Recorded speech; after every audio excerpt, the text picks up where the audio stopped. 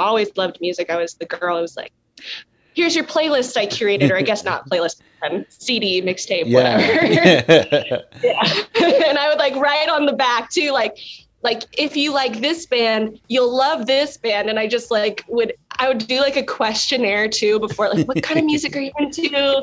And I would just I always loved music. I knew it was a part of my life in a like very special way. But once I started writing music, that's when I realized I wanted it to be like fully a part of my life all the time.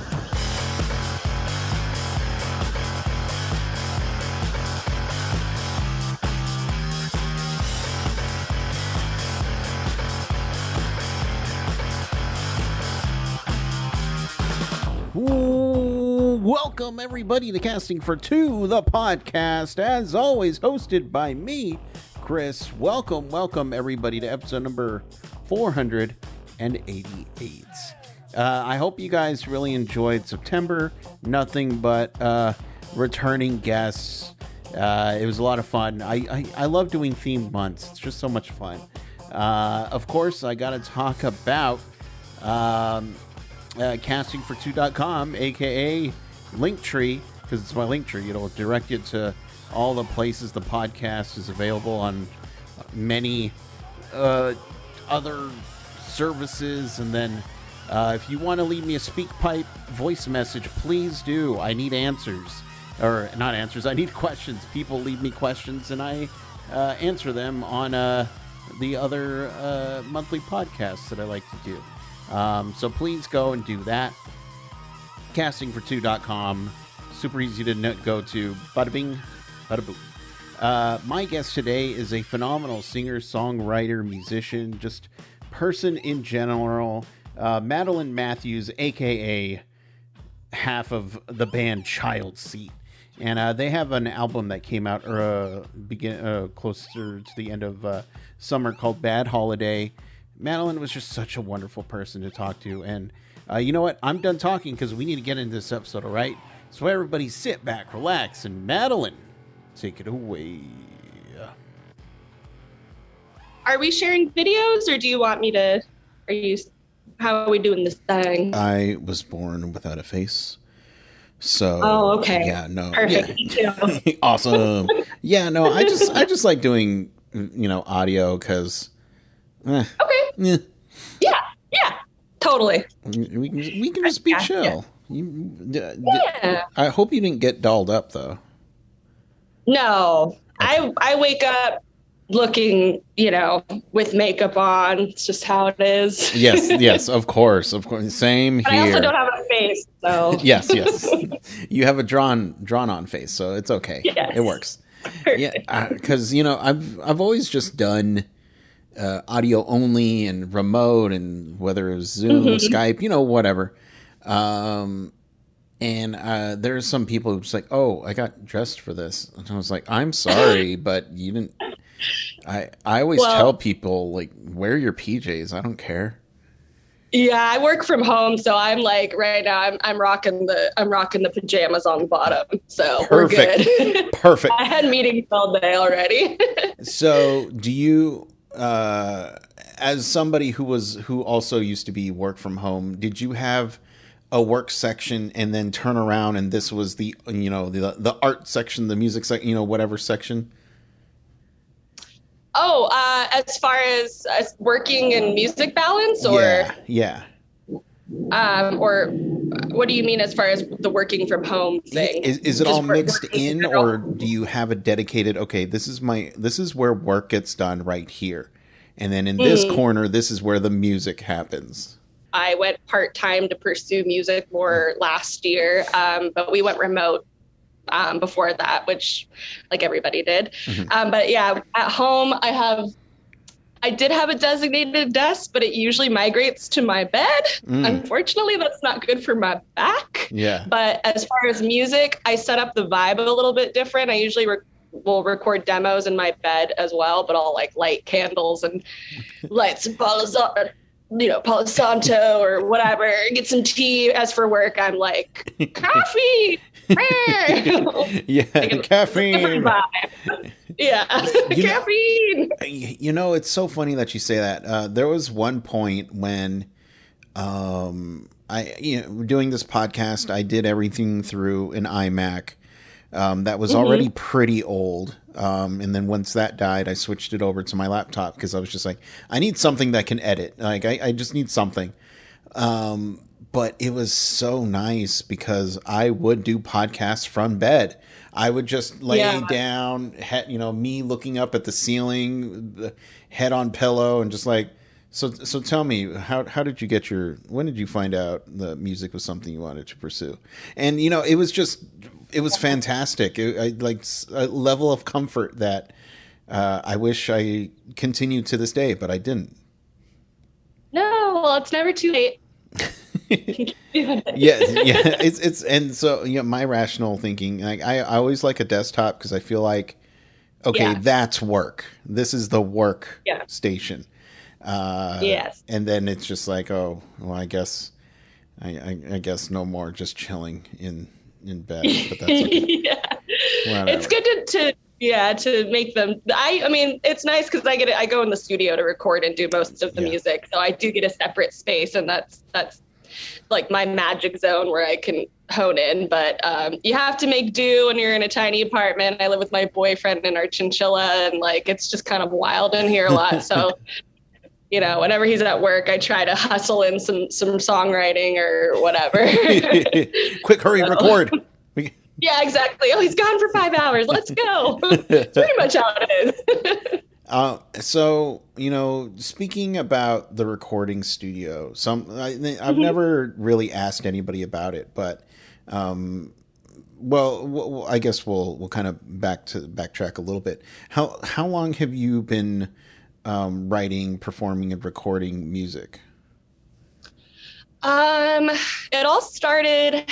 My great grandma, who has since passed away, she was a professional piano player, and she would travel around by train playing piano in like the 30s and 20s. Oh, wow. And she's very talented. She was a songwriter as well. I still have yet to learn her songs. My grandpa's going to kill me. He's been trying to get me to learn them for years. They're like framed in my living room, her sheet music, but I just got to take them down and remember how to read sheet music.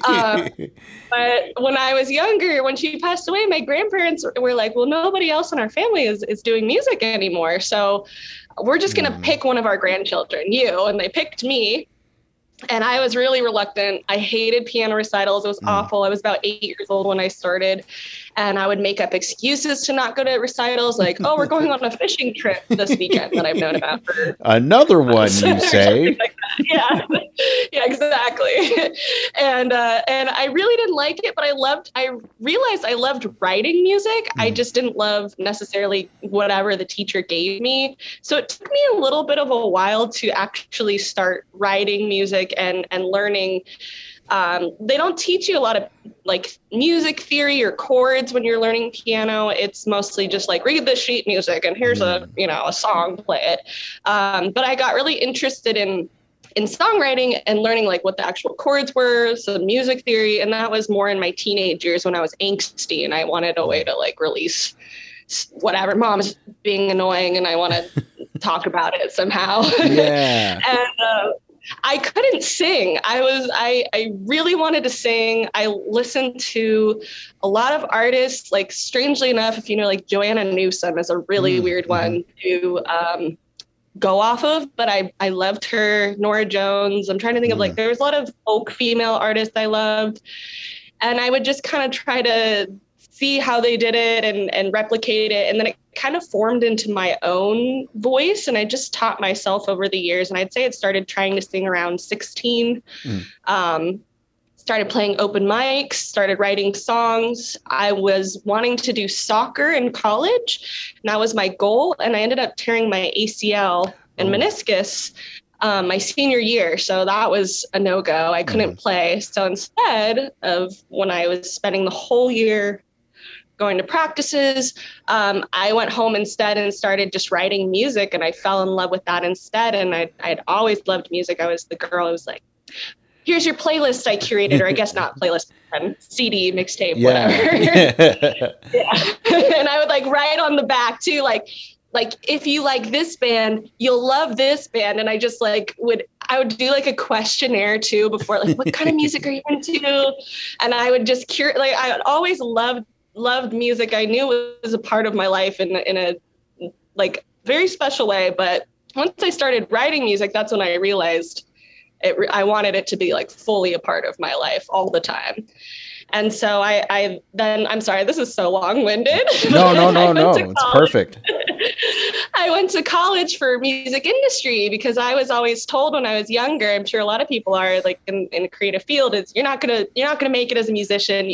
If you love music, you might as well just do something that's based around music. So I went to school for music business, and I ended up playing in my first bands there in college, and I loved it. My roommate and I, we had an all-girl band. She played the drums, I played the guitar, and we were more like punk. We were called the Feisties, and we played all these house shows. We had a couple other bands as well. We started off folky. We kind of like graduated. We were like, I don't know, went from like Bob Dylan folk to our electric era. I don't know. It was like this graduation.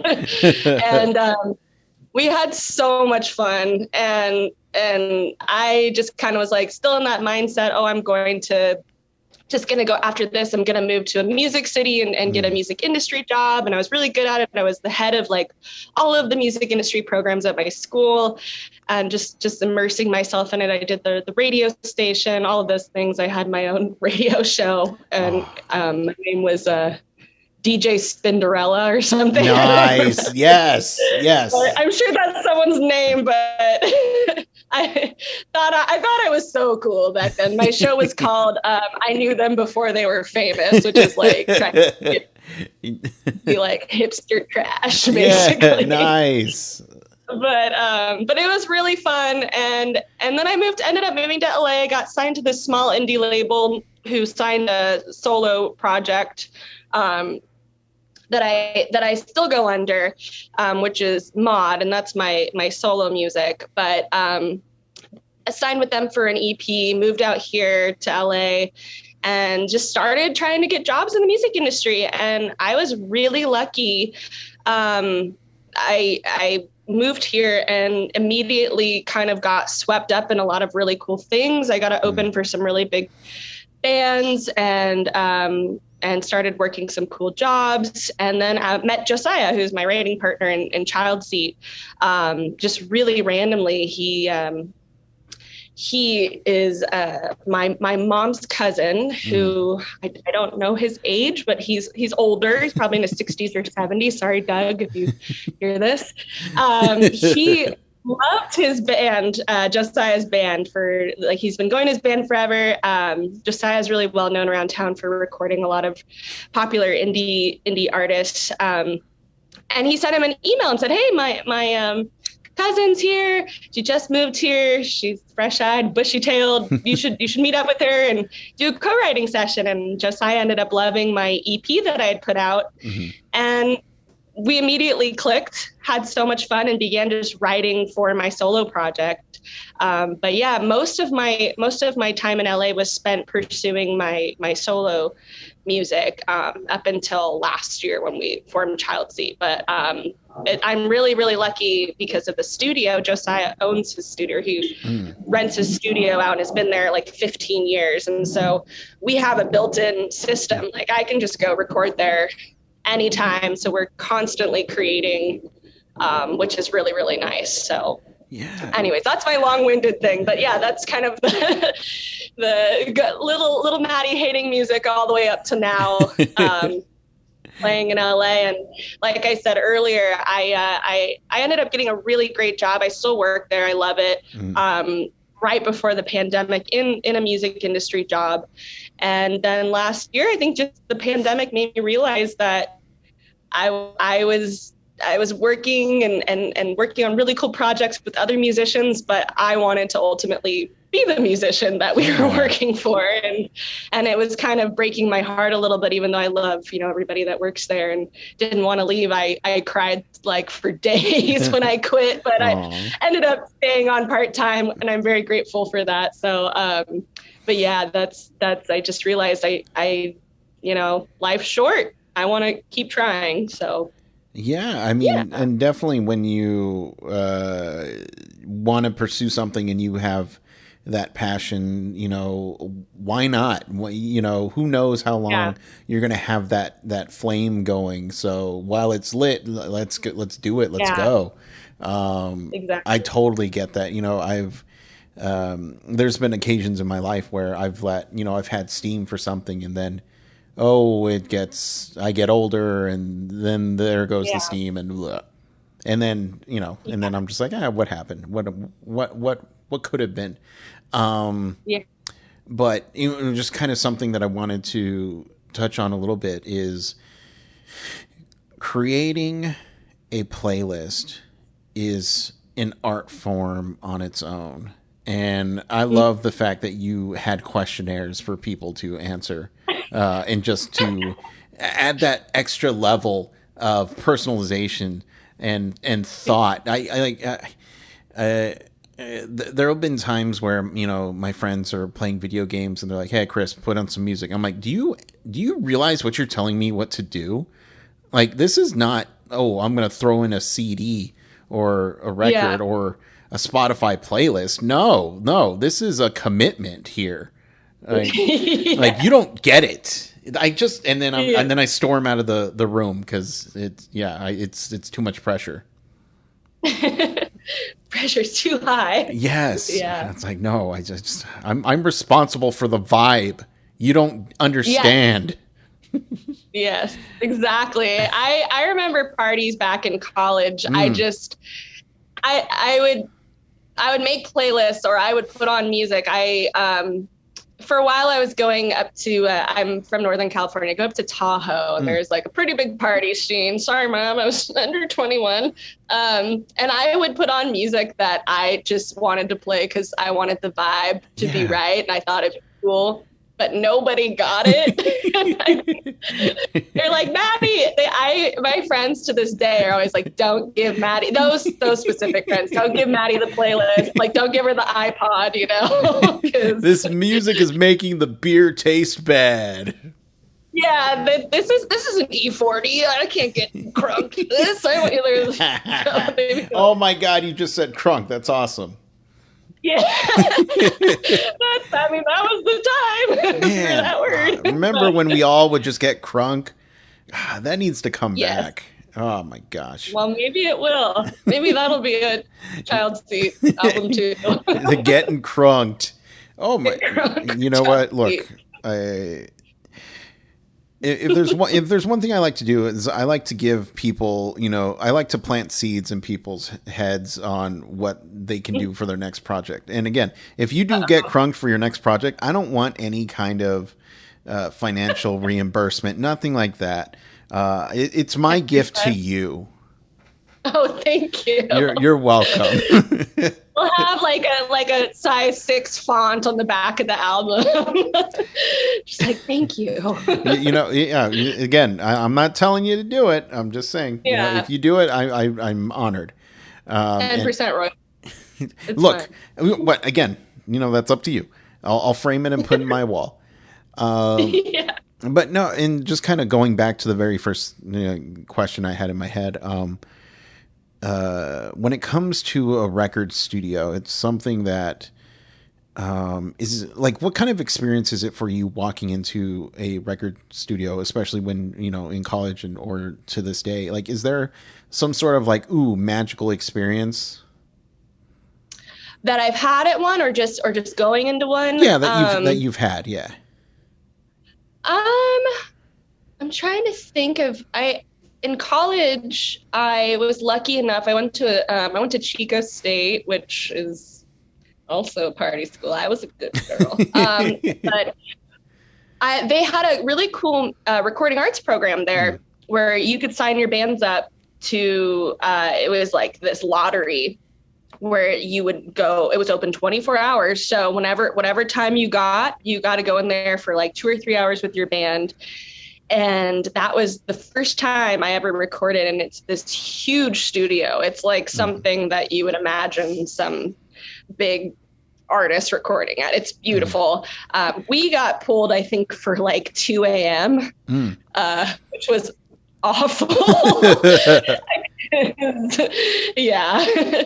But we went in there from 2 to 5 and recorded a couple singles, and it was so fun. That was my first experience in a recording studio, and I was like, yeah, this is cool. And there was a huge like grand piano in there, baby grand, and we got to play all of these magical fancy instruments. But while that's all grand and wonderful, my favorite time is just being in Josiah's studio. I think he just creates such a unique vibe. There's a lot of history artists that have been there. It's not particularly a big studio, but it always smells really good.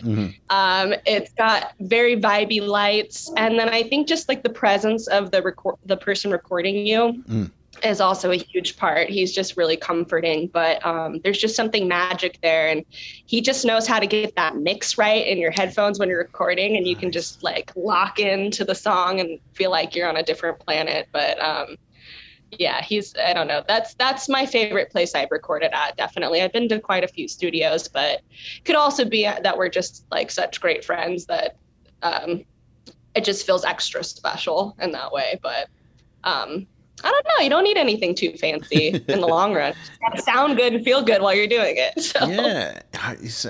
I remember when I was checking out schools to go to after high school, I wanted to, pursue a film path. And I remember checking out this school that was more of a recording, like a music school, but they threw film in.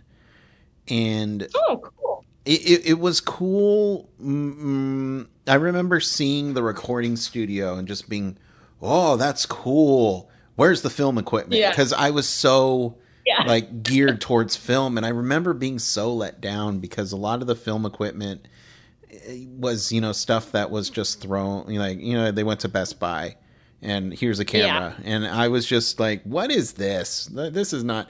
But but the other part of my brain is just, well, now that I'm, older and have, just thinking back, like, what happens if I went there and just learned this totally cool skill of just music producing or, mixing, anything like that? Because stuff like that is, and I like to be, a bit more technical or, hardware.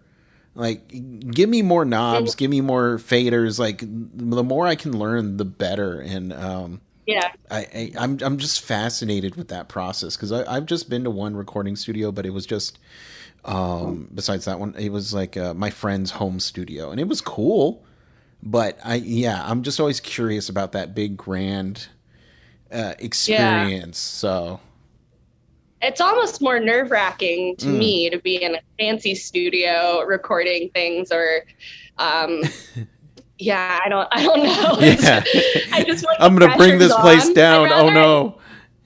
Yeah, I think like we did that in college. We went to that big fancy one, but then we would just go to our friend who were in the programs would have home studios in their basement, just like dingy studio, and we just like drink, vodka tonics and play, and they had like it all set up, and we would just like have it was just so much fun. It's just I think I'm more about it being like I don't need the things. I just want it to like about like living in the moment more so. Yeah, you don't need a chandelier.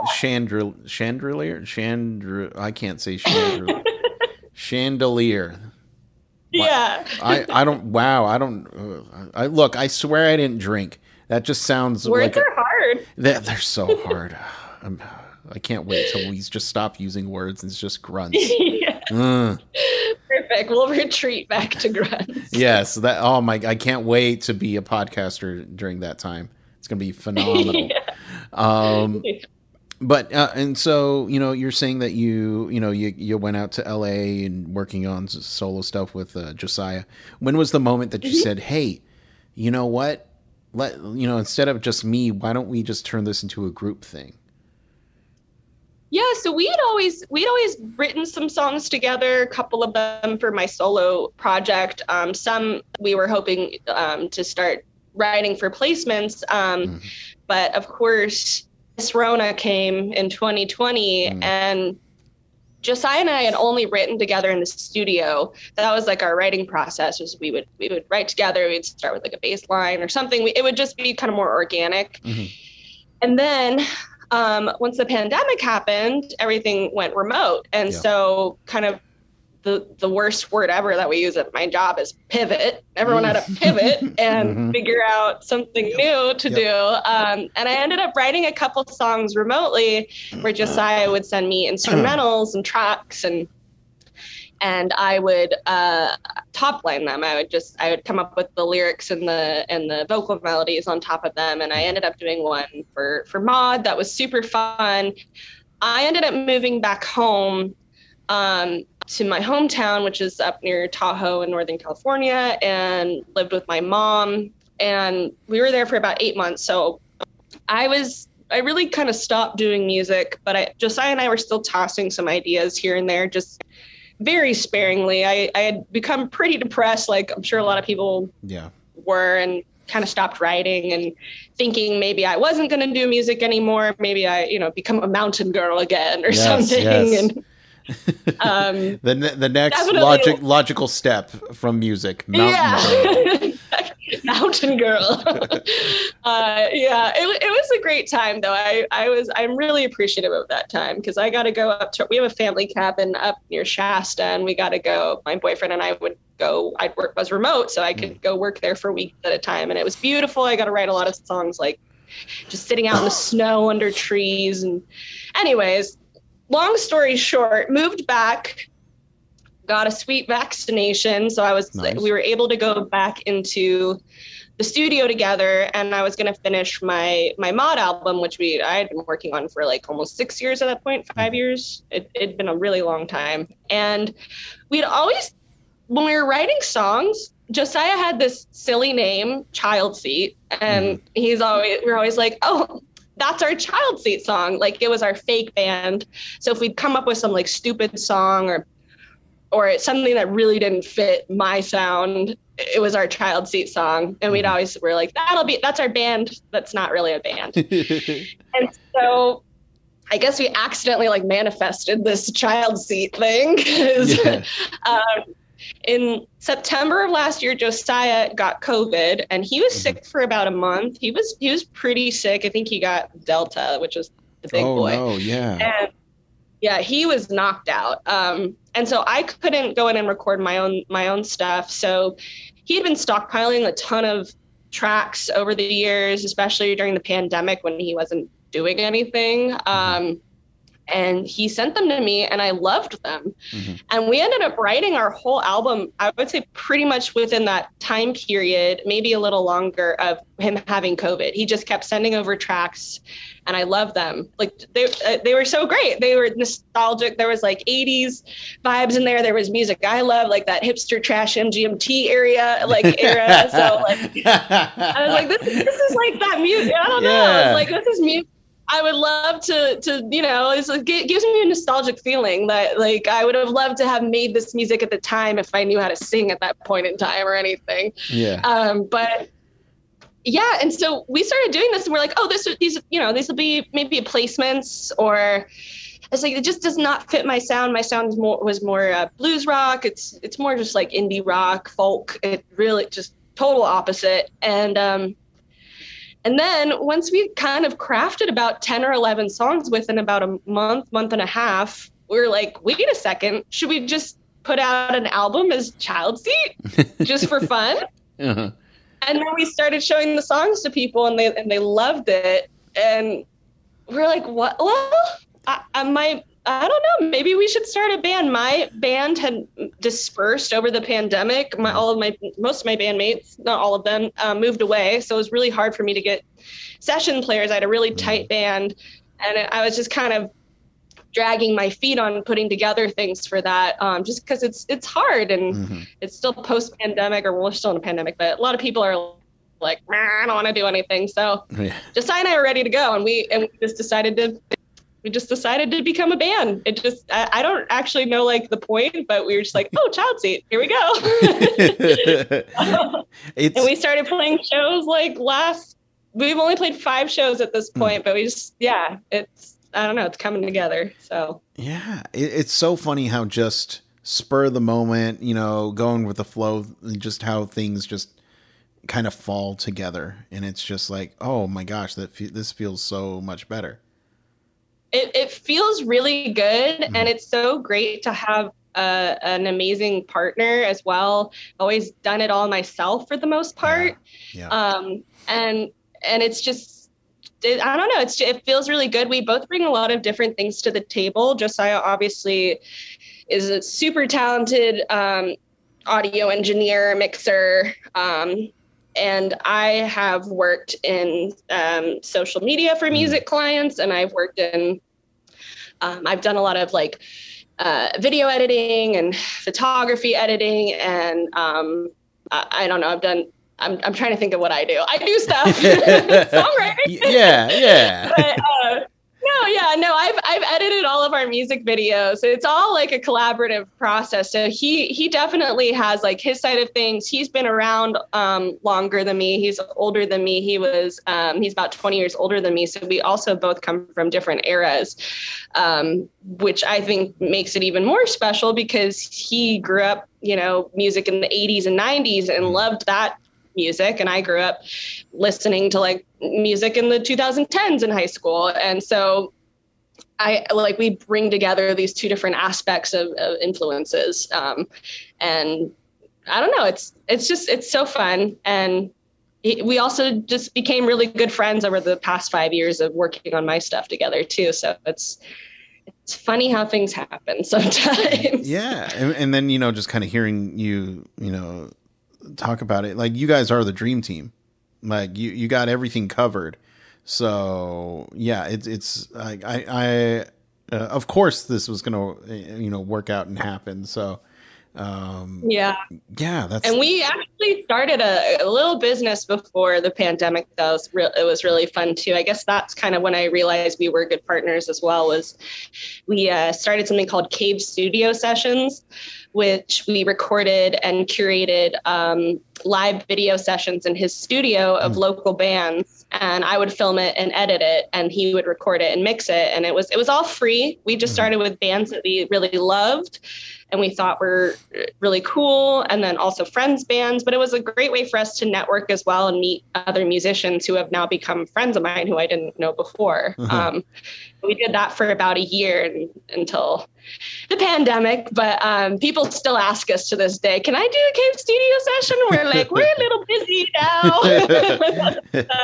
now. Sure. Check back in a couple of years.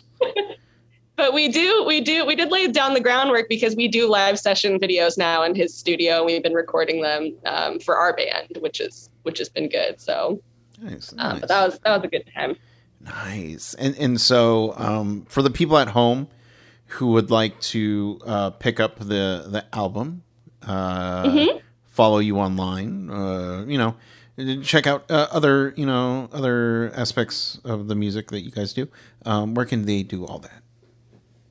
So all the streaming platforms is where you can listen to it. We have CDs.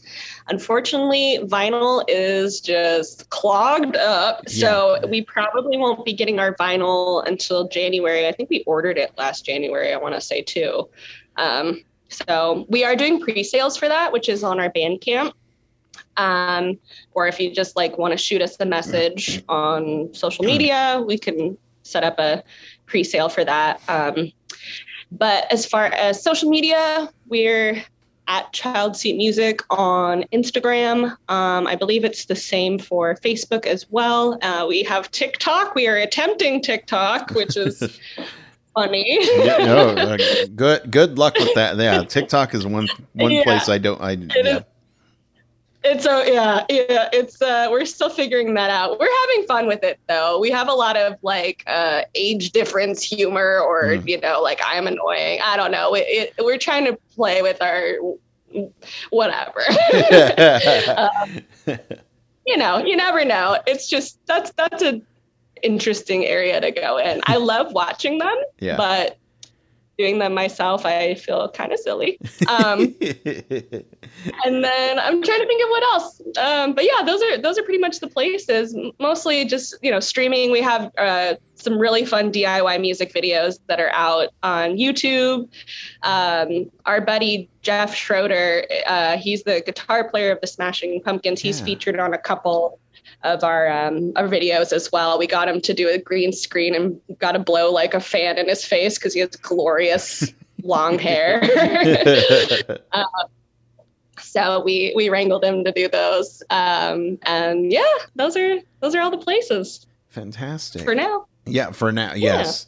But thank you so much for chatting with me. I've really enjoyed it. Anytime you want to come back on, just say the word, and I'm really looking forward to hearing more music from you guys, because I listened to the album and I was like, oh, it's so cool. It's so cool. So, Oh, well, thank you. We are putting out an EP hopefully this winter, and then we have a second album already ready to go for next year. So I'm sure I would love to come back for one of those bad boys. Oh my God, absolutely. Just say the word. But I'll let you go, and you continue, making the music and staying safe and healthy. All right. Awesome. Well, thank you so much for having me. Absolutely. I will see you next time. Sounds good. Yeah. All right, bye-bye. All right. Thanks, Chris. Bye.